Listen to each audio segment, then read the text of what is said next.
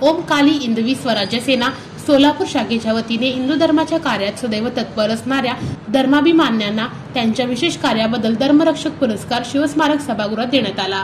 हा पुरस्कार ओम काली हिंदवी स्वराज्य सेना श्रद्धास्थान पूजनीय कालीपुत्र कालीचरण महाराज यांच्या हस्ते प्रदान करण्यात आले।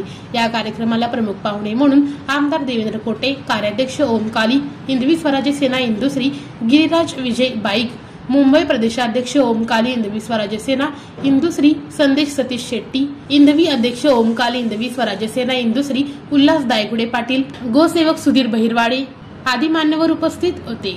यावेळी कालीपुत्र कालीचरण महाराज यांनी आपले मनोगत व्यक्त केले।